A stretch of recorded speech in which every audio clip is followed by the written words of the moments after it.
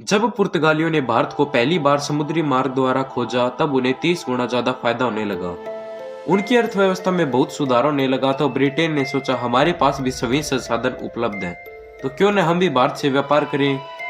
वे धीरे धीरे पूरे भारत पर अपना आधिपत्य स्थापित कर ले। अब समस्या थी कि समुद्री मार्ग का रास्ता सिर्फ पुर्तगालियों को पता था। अब अंग्रेजों ने इस समस्या को सुलझाने के लिए ईस्ट इंडिया कंपनी का गठन किया।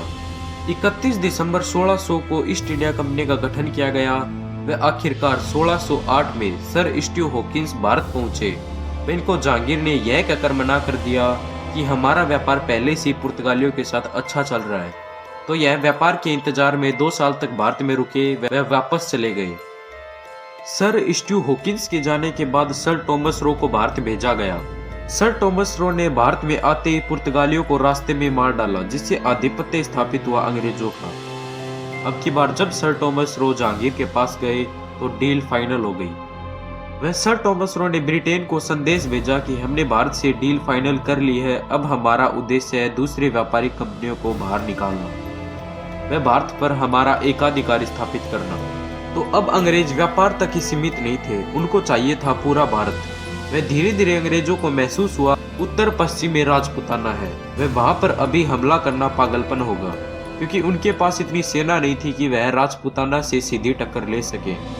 तब उन्होंने ऐसी रियासत खोजने के लिए कहा जिसकी राजनीतिक, अर्थव्यवस्था और नियंत्रण कमजोर हो।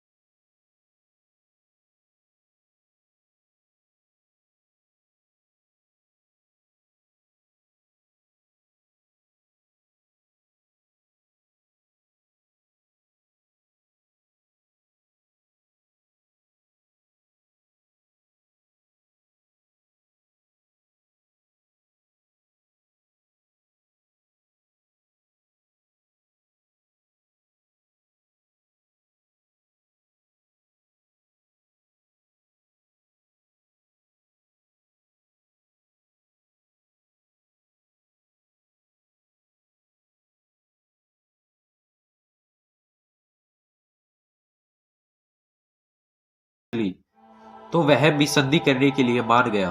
वह रक्षात्मक एवं आक्रामक संधि की।